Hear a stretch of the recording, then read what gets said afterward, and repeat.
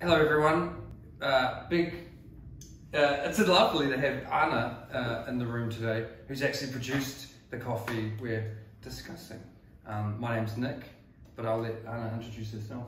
Hi guys, I'm Ana. I'm a farmer from Brazil. I produce the coffee that we have here today, and I'm the 5th generation of coffee producers, as most people my age that are farmers are. Last year we decided to become more than a farm, and we started importing our own coffee and bringing it to the UK. So now we're also exporters and importers of our own coffee from the farm.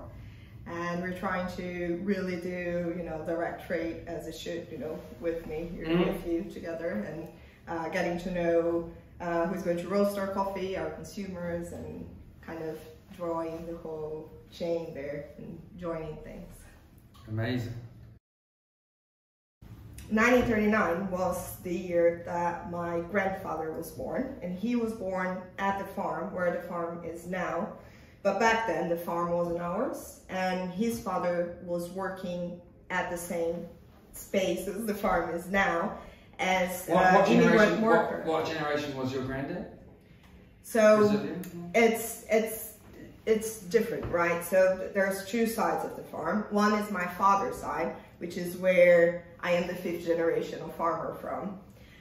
This grandfather is my mom's father, so they weren't farmers. And then there were immigrant workers coming from Europe to work the farms instead. And my great-grandfather was one of those immigrant workers, and he used to live at the farm, and that's where my grandfather was born. And then many years later, that farm became available in the market, and my mom and dad decided to buy it because it was, the place of birth of my grandfather.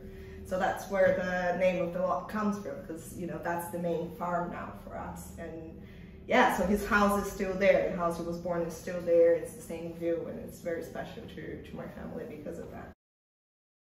So this year we can expect to see more of the same in terms of the lot names. Yes. And then as the farm matures under your management, there's going to be a lot more kind of experimental stuff going on, right? You've planted the nursery, which I can't wait to see. There's a corridor of forest. Oh yes. We're doing a lot of things that are not just coffee based, right? Because a farm is more than just the coffee you plant and harvest, but you also have to make sure it's a well-balanced environment and that you keep things as healthy for the environment as you can, and the soil as well. So everything else you do with the farm directly impacts the coffee you're going to get from it. And a lot of what we have been working together is towards not just coffee and experimenting with coffee, but also thinking how to do that with reforestation projects, and thinking about corridors of trees to keep the fauna in and to bring more fauna to the region, and preserving the water quality, the water flow, making sure that we keep the whole region afloat, really, in terms of environment.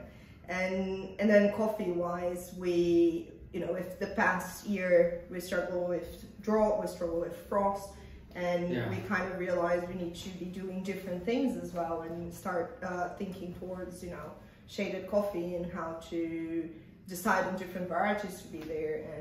And there's a lot to be seen and done for the next 5 years, I think. That's right. I mean, the frost, for those who aren't aware, the frost event had a huge impact on the global market.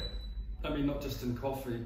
And it's hard to separate that event with and correlate it directly to climate change. But that is probably a video in itself. Oh yeah, we could do a separate one on this. However, I think the important thing to communicate is that when you're in the position to have a relationship like this, you can really integrate actual meaningful sustainable programs within the supply chain itself. Yeah, exactly. Which is rarer than it sounds, don't be fooled. Yeah, it's one thing to say, oh, we're giving money back to plant a tree, but if you don't know what tree is being planted on what part of the world, and if it's part of the same ecosystem or not. And there's so much to it that if you have this sort of relationship, I mean, we chose the trees together, right? And that was pretty fun. And we had a list of native blends, and we had to decide which ones to put on that corridor of trees to have more fauna in, and yeah, all of that are things that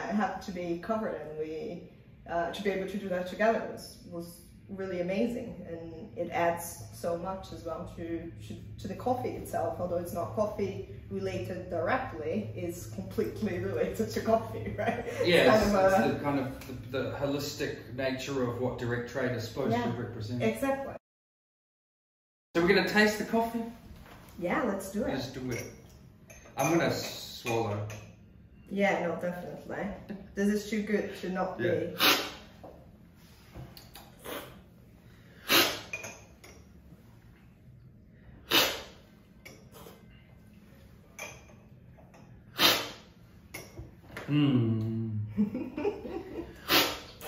Yeah, the caramel is very prominent.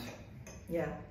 Yeah, and the texture as well, I think, it's a double caramel in my mind, because it has kind of a creamy texture that kind of reminds me of I don't know, a caramel dessert or something. Yeah, my favorite food is caramel, and so it reminds me of you like Mars bars. Yum. Yeah, crucially, good coffees always improve as they cool in terms of the prominence of the acidity, which this coffee always has. Yeah, but as it cools, it definitely shows more of the passionfruit and lime we were talking about. Yeah. And that strong caramel from the beginning, kind of. But this is what makes this coffee good with milk as well, although it's very prominent on the acidic side, passionfruit and lime. The kind of caramel thinness goes, like, it matches a lot of things because of it. Yeah, it's an awesome espresso. We're running it mainly as an espresso, actually. Oh, right. In terms of how customers are utilising it from the wholesale point of view. So it's probably in a lot of people's coffee hoppers right now. Amazing, amazing. Yeah, it works really well in that, definitely. Yum. Well, I think that's it. Thank you, Anna. That was amazing. Yeah, let's do it again. Yeah.